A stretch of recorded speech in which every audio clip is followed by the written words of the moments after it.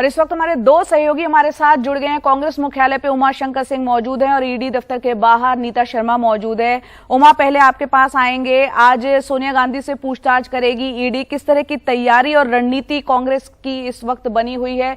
पिछली बार हमने देखा था सड़कों पर कांग्रेस के कार्यकर्ता उतर आए थे। जी बिल्कुल, उसी तर्ज पे कांग्रेस के कार्यकर्ताओं के आज भी सड़क पे उतरने की उम्मीद है। और जहां तक बड़े नेताओं की बात है तो अशोक गहलोत तो यहां आ ही रहे हैं। छत्तीसगढ़ के मुख्यमंत्री के भी यहां पे पहुंचने की बात की गई है। दूसरी अहम बात यह है कि कांग्रेस, क्योंकि पार्लियामेंट चल रहा है, कांग्रेस पार्टी की कोशिश दूसरे विपक्षी दलों को, लाइक माइंडेड पार्टीज़ को साथ में लेने की है।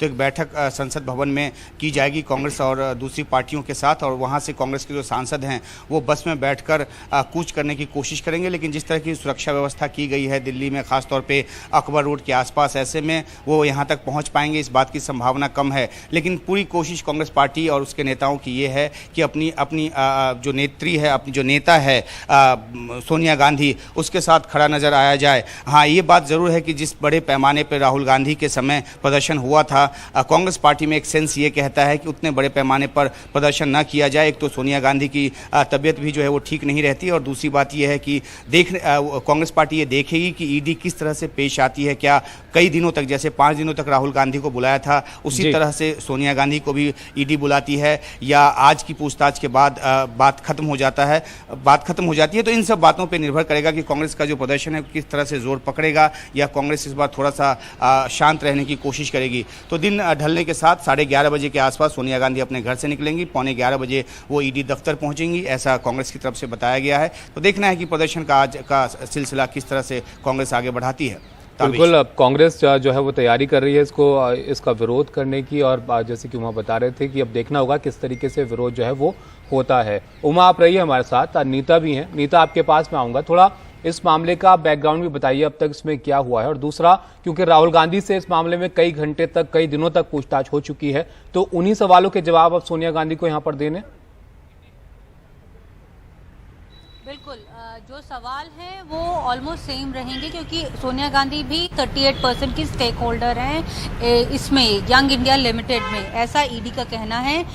साथ में उन्हें ये जो पैसा जो है 90 करोड़ का जो पैसा था, वो किस तरह से एजीएल को जो है फिर यंग इंडिया लिमिटेड को दिया गया, किस तरह से डेट टू इक्विटी उसे जो है तब्दील किया गया, और किस तरह से जो 800 करोड़ की जो प्रॉपर्टीज़ हैं उसे लेकर जो सवाल हैं, क्योंकि कई जो यंग इंडिया लिमिटेड है उसकी कई प्रॉपर्टीज़ जो हैं ऑल ओवर इंडिया जो उसने अक्वायर की थी, जिसकी अब वैल्यू जो है, अगर हम भारतीय जनता पार्टी या फिर सुब्रमण्यम स्वामी की बात कर रहे हैं तो ये 2000 करोड़ रुपया है। तो इन सब की एक्सप्लेनेशंस जो हैं वो सोनिया गांधी को भी देनी पड़ेगी। राहुल गांधी से 5 दिन तक ये जो है पूछताछ चली थी। इसके पीछे ईडी ऑफिसर्स का ये तर्क था, उनका ये कहना था कि जो सवाल थे उनको उनसे जब वो पूछे जा रहे थे तो वो काफ़ी समय लगा रहे थे, अपनी स्टेटमेंट्स को बार बार रिवाइज कर रहे थे, वो डिक्टेट कर रहे थे। जब वो डिक्टेशन के बाद वो टाइप होकर वापस आती थी, वो दोबारा उसको रिव्यू करते थे। जो रिव्यू करने में जो स्टेटमेंट्स का जो समय लगा, क्योंकि बहुत ही टेक्निकल मामला है, पैसे के लेन देन का मामला है, वो पूरा एक्सप्लेन करना उनको करना ज़रूरी है।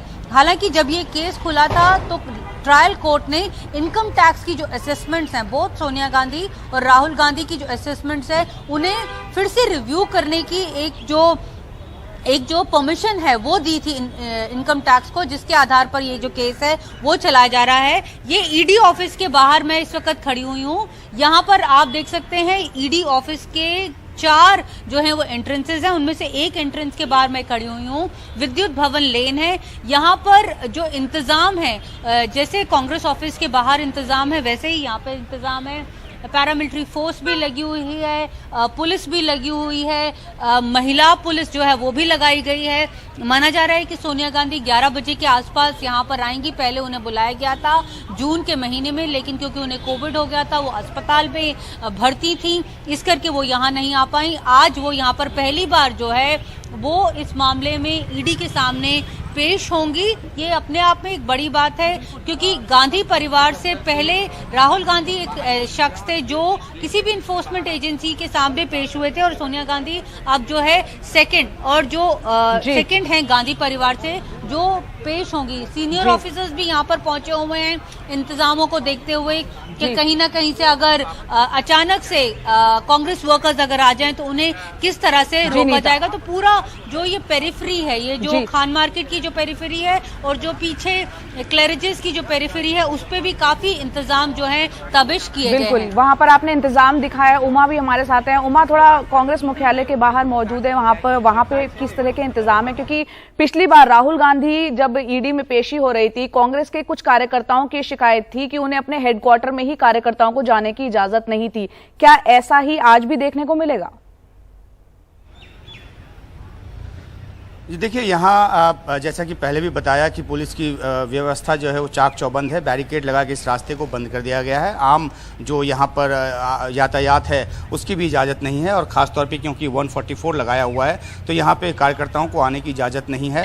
यहाँ मीडिया पर्सन्स को ज़रूर आने की इजाज़त दी गई है, लेकिन जाहिर सी बात है कि जब कांग्रेस के नेता आएंगे यहाँ और प्रेस कॉन्फ्रेंस करने के लिए आएंगे तो उनको तो आने दिया जाएगा, लेकिन बड़ी जो भीड़ है वो नहीं जुटने दी जाएगी। ऐसा इस तरह से पुलिस का इंतजाम किया गया है। पिछली बार क्योंकि राहुल गांधी पेश हो रहे थे तो उस समय बड़ी तादाद में कांग्रेस के जो कार्यकर्ता हैं वो उनके साथ खड़े होने के लिए और उनके साथ ईडी दफ्तर जाने के लिए यहाँ पहुँच रहे थे। आज भी उनके पहुँचने की संभावना है, लेकिन जिस तरह का इंतजाम है उसमें ये व्यवस्था की गई है कि उनको बाहर ही रोका जाए, और जो पदाधिकारी कांग्रेस पार्टी के या जो बड़े नेता यहाँ पे प्रेस कॉन्फ्रेंस के लिए आएंगे उनको आने दिया जाएगा। तो पुलिस अपनी तरफ से कोई एक मौका नहीं लेना चाहती, और इसलिए उसने इस तरह से बैरिकेडिंग करके इस पूरी सड़क को ही बंद कर दिया है। तो सड़क को बंद किया गया है और बैरिकेडिंग वहाँ पर की गई है। इंतजाम पुलिस की तरफ से किए गए।